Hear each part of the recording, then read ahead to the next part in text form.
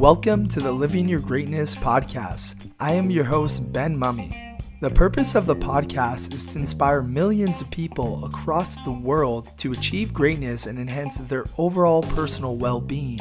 Living Your Greatness is becoming the go-to resource that CEOs, elite athletes, professional coaches, and entrepreneurs rely on to upgrade themselves. The podcast helps you master the best of what other people have already figured out. So I gladly invite you to sit back, relax, and enjoy tuning in to today's episode. Welcome back, everyone, to another episode of Living Your Greatness. This is your host, Ben Mumme. In each solo episode, you will receive valuable knowledge, wisdom, and life lessons. The goal is to equip you with mindset strategies, tactics, and tools to help you live a great life. So thank you for being here. I desire to become one of your greatest mentors. The topic that we will discuss in today's solo episode is mental fitness is just as important as physical fitness. Ludwig Wittgenstein once said, think of tools in a toolbox. There is a hammer, pliers, a saw, a screwdriver, a rule, a glue pot, nails, and screws. The function of words are as diverse as the functions of these objects. Now, this is a powerful quote. We all know the importance of physical fitness and keeping our bodies healthy and vibrant throughout our lives. When you keep your body healthy, you prevent many serious health conditions and preserve your well-being for longer. For example, you could have a healthy, flexible, and lean body, but can lack a healthy and flexible mind. For this reason, an emerging trend is gaining traction called mental fitness. But what exactly is mental fitness? Mental fitness is defined as a state of well-being and having a positive sense of how we feel, think, and act. There are three ways to go: keeping up with stress and anxiety, becoming dull and unable to find interest in anything, or maintaining your mind sharp and active for as long as possible. Just as there are components to physical fitness, there are components to mental fitness. And these are known as the 4 pillars of mental fitness. So what exactly are these 4 pillars of mental fitness? The first pillar is emotional. This includes our self-esteem, self-acceptance, and the ability to channel strong emotions into positive energy. Having good emotional wellness is a fundamental aspect of fostering resilience, self-awareness, and overall contentment. However, having good emotional health doesn't mean you're always happy or free from negative emotions.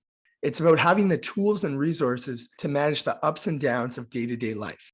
The second pillar is social. Friends are important because they bring companionship, support, and enrichment to our lives. People who have friends are generally physically and emotionally healthier and enjoy a better quality of life.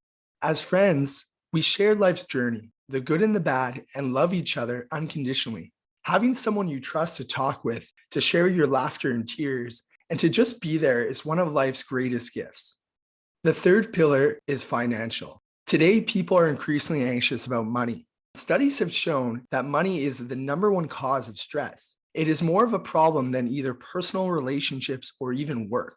Financial wellness is not about having a certain amount of money at your disposal. It's about feeling in control of your finances, being able to handle financial setbacks, and being on track to achieve your financial and life goals. The fourth pillar is physical. Mental and physical fitness are interconnected. You can improve both through a healthy diet, regular exercise, and enough sleep. You can also reduce your risk of developing chronic illnesses such as diabetes, cardiovascular disease, and depression. Taking steps to build your mental fitness enhances your ability to cope with stress and improves your physical wellness, productivity at work, relationships, and overall happiness. So now that we know what are the 4 pillars of mental fitness, what are the benefits of mental fitness? Number 1, being present. In a mindful state, we could better retain information, listen, and be aware, but not sabotaged by any distractions. This results in a more enjoyment of life and better relationships and the ability to relate to others. Number 2, the ability to respond and not react. When we have more control over our automatic thoughts, we can choose to respond in a more rational and less emotional way. This improves our relationships and the way we think about the world and preserves more options in any environment. Number 3, improved cognitive function. Better focus, processing speed, memory, concentration, time management, and communication have a positive impact personally and professionally. Relationships improve as a result of remembering information about friends and family, important events, and being on time. Number 4, increase positive emotions of optimism. With increased awareness comes the ability to notice and reframe thoughts in a more helpful way. Kinder thoughts and compassion shape optimism mindsets that lead to more positive behavior. Number 5, more confidence. With optimism, our relationships with ourselves become stronger. Self-esteem and self-efficacy are the belief in our abilities to increase, and we may focus more on our strengths rather than our weaknesses. Self-compassion and empathy increase as a result of practicing mindfulness. Number 6, ability to develop positive habits in all areas of life. The need to form new, better adapted habits never stops. Self-efficacy, mindfulness, and time management improve our ability to build habits. Number 7, improve sleep. As with physical fitness, mental fitness also contributes to better quality sleep. Now that you have learned some of the many reasons of why it is super crucial to practice mental fitness skills and how it benefits us, I want you to now take the next step and train your brain for mental fitness.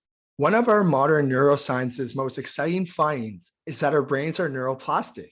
The way that we think and behave can strengthen or weaken specific neural pathways. This means that we can influence the structure of functioning of our brains to maximize our mental well-being.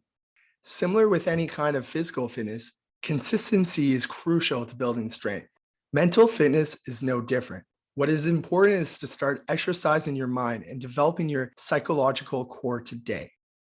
So I want to end off this episode by thanking you for being here today. I hope this episode has added some value and some perspective to your life. If you enjoy listening to my podcast, I encourage you to smash that subscribe button. By doing so, it will give you unlimited access to all podcast episodes. Now, before I sign off, I want to end this podcast by wishing you to keep living your greatness. Have a wonderful day. Much love, Ben. Thank you for listening to the Living Your Greatness podcast. If this show has added value, please subscribe, leave a rating, and make a review.